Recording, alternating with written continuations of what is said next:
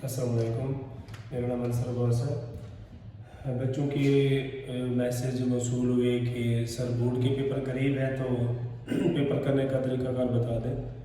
तो federal board की जो पेपर अभी करीब है इंशाअल्लाह ताला उनके मुताबिक हमने ना पेपर तैयार करने का, पेपर बनाने का जो है तरीक़ाकार बताया है। सबसे पहला सवाल होता है तफ़हीमी इबारत का। सवाल नंबर 2 पे होता है सब्जेक्टिव में, तफ़हीमी इबारत कैसे करते होते हैं। अब तफ़हीमी इबारत की प्रेजेंटेशन जो होती है कि 2 साइडों पे पेज के ना लाइनें लगी होती हैं, तो उनको आपने ना मार्जिन नहीं लगाना होता है। इसी तरह मार्जिन नहीं लगाए पेपर को, ये हेडिंग नहीं देनी होती, लेकिन तरीकाकार ये है कि जैसे आप आम तौर पर पेपर हल करते हैं तो ये प्रेजेंटेशन इस तरह है। नंबरिंग करनी है, आपने नंबरिंग दी होती है, तो जवाब लिख के हेडिंग बना के उसको अंडरलाइन करके आपने जवाब लिखना होता है। और हर जवाब के बाद इस शीट में भी इस तरह की जो है डॉटेड लाइन होती है छोटी सी, उसको आपने फिर इस तरह फिल कर देना है।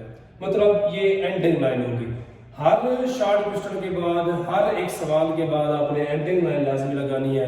फिर इसी तरह दूसरा ऑप्शन आ जाएगा, उसका भी जवाब लिखें और उसको जवाब को मुकम्मल करने के बाद एंडिंग लाइन लगाएं। ये तो हो गया हमारा तफ़हीमी इबारत। इसी तरह अगर हम बात करें सवाल नंबर 2 के बेजुज की, जो अशआर में से जवाब ढूंढने होते हैं, तो वो भी बिल्कुल इसी मेथड के साथ करने हैं।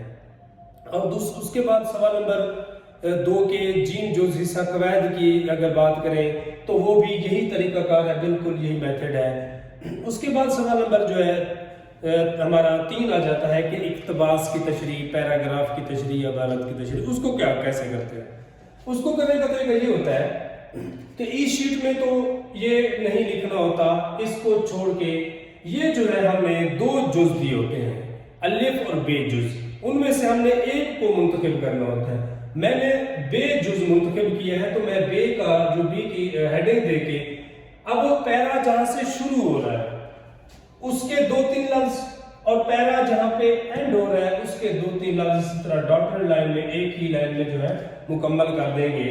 फिर हम आ जाएंगे कि सबक का उन्वान, मुसन्निफ का नाम, सिर्फ माखज, ये हमने उसके जो लवाज़मात लिख दिए। फिर आते हैं तशरीह पे।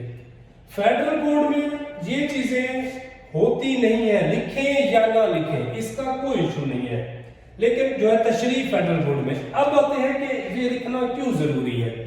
जब हम इनके जो है कागजात वगैरह, उसके मुसन्निफ का जो है नाम लिखेंगे, सबक उन्वान लिखेंगे, तो जो चेकर है उसको बाखूबी अंदाजा हो जाता है कि बच्चे के पास मालूमात है, तो वो तशरीह अच्छी खासी लिख चुका होगा।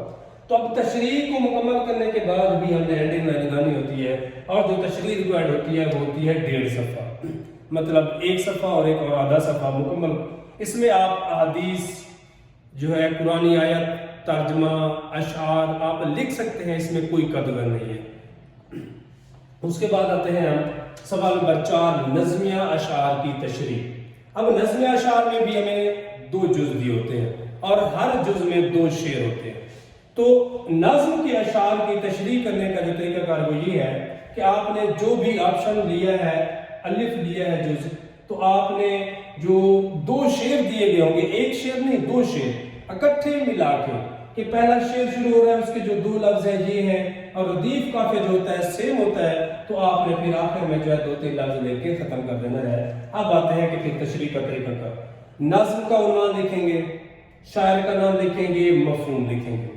अब फेडरल बोर्ड में ये होता है कि ये जो चीजें हैं इन्हें लिखें या ना लिखें कोई फर्क नहीं पड़ता, लेकिन फिर वही बात आ जाती है कि जब हम ये चीज लिख चुके होते हैं तो जो पेपर चेकर होता है, पेपर चेक करने वाला होता है, उसको एक अंदाजा हो जाता है एक चीज कि मफहूम देख के उसको तशरीह समझ आ जाती होती है, और हवाले के अशार देख के उसको तशरीह का बाखूबी अंदाजा हो जाता है कि भाई तशरीह बच्चे ने अच्छी लिखी होगी। तशरीह को पढ़ता ऐसा कोई नहीं है, बस सरसरी निगाह होती है, एक मफहूम पे होती है और एक दूसरा तशरीह में मौजूद जो है हवाले के अशार पे होती है। और इसमें जो 2 शेर होते हैं इनकी इकट्ठे तशरीह करनी होती है, एक साथ मिला के तशरीह करनी होती है।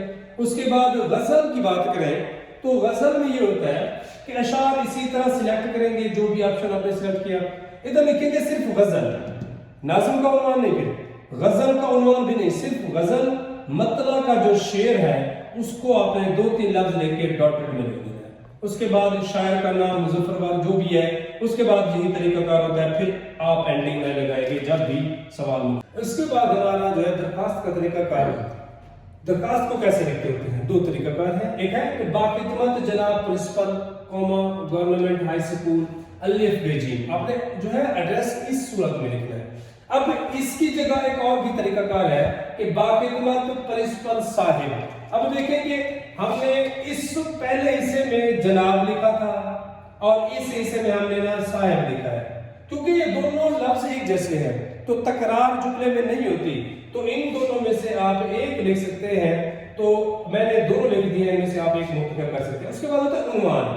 عنوان جو ہوتا ہے ہمارا دو یا دو سے زیادہ الفاظ کا مجموعہ ہوتا ہے، ہم لکھتے ہوتے ہیں برائے فیس معافی۔ غلط جو لکھتے ہوتے ہیں وہ لکھتے ہوتے ہیں کہ درخواست برائے فیس معافی۔ بھئی درخواست کی ہیڈنگ تو ہم اوپر دے چکے ہیں، ہم نے اب عنوان صرف جو ہوتا ہے وہ لکھنا ہوتا ہے کہ ہمیں کس مقصد کے لیے یا کس مقصد کے تحت ہم جو ہے درخواست لکھ رہے ہیں، تو صرف لکھیں گے برائے فیس معافی۔ اس کے بعد ہوتا ہے جناب عالی بقیہ یہ طریقہ کار ہے کہ آپ کی نوازش ہوگی، جو آپ کی ہے نوازش ہوگی وہ استعمال نہیں ہوتا، آپ کی نوازش ہوگی درخواست گزار۔ اب اس میں درخواست گزار ہوتا ہے، عرض گزار ہوتا ہے، عرض گزار ہوتا ہے، تو غلط لکھتے ہیں العارض لفظ۔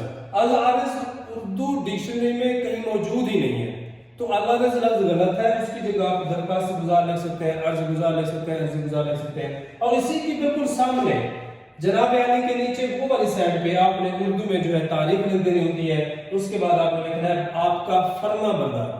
آپ نے اور کچھ نہیں لکھنا، تابعدار نہیں ہوتا لفظ، آپ کا شاگرد نہیں ہوتا، آپ نے صرف اور صرف لکھنا ہے آپ کا فرما بردار۔ اس کے بعد ہے الف بے جی۔ بقیہ